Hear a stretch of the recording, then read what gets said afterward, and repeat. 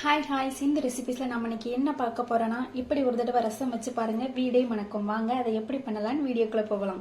நான் அதுக்கு இடிக்கல்ல கொஞ்சமாக நல்ல மிளகு, கொஞ்சமாக ஜீரகம் எடுத்து அதை நல்லா கொரன்னு இடித்து எடுத்துக்கிறேன்.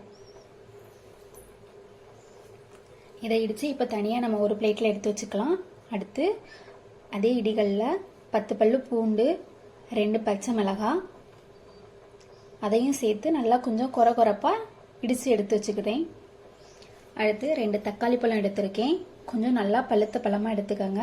காயாக இருந்தால் டேஸ்ட் இருக்காது. கொஞ்சம் நல்லா பழுத்த பழமாக எடுத்து நல்லா கையாலேயே பிசைஞ்சு எடுத்துக்கோங்க. கொஞ்சம் நெய்யை கையாலேயே பிசைஞ்சு எடுத்துக்கோங்க. இப்போ இதான் ரசத்துக்கு தேவையான எல்லா பொருட்கள்லாம் இருக்குது. இப்போ ஒரு சீஞ்சட்டி அடுப்பில் வச்சு சட்டி சூடானதும் கொஞ்சமாக ஆயில் சேர்த்து கொஞ்சமாக கடுகு சேர்த்துருக்கேன். அடுத்து நம்ம பூண்டு, பச்சை மிளகாய் அடிச்சு வச்சிருக்கோம்ல, அதையும் இது கூட சேர்த்து இப்போ நம்ம நல்லா வதக்கி விட்டுக்கலாம். அடுத்து நல்ல மிளகு, ஜீரகம் இதையும் கொரப்பாக அடிச்சு வச்சிருக்கோம்ல, அதையும் இது கூட சேர்த்து நல்லா வதக்கி விட்டுக்கலாம். அடுத்து தக்காளி பழம் பிசைஞ்சு வச்சிருக்கோம்ல, அதையும் இது கூட சேர்த்து நம்ம நல்லா வதக்கி விட்டுக்கலாம்.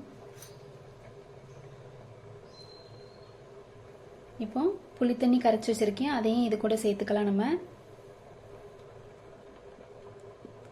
கொஞ்சம் நல்லா மிக்ஸ் பண்ணி விட்டுக்கோங்க.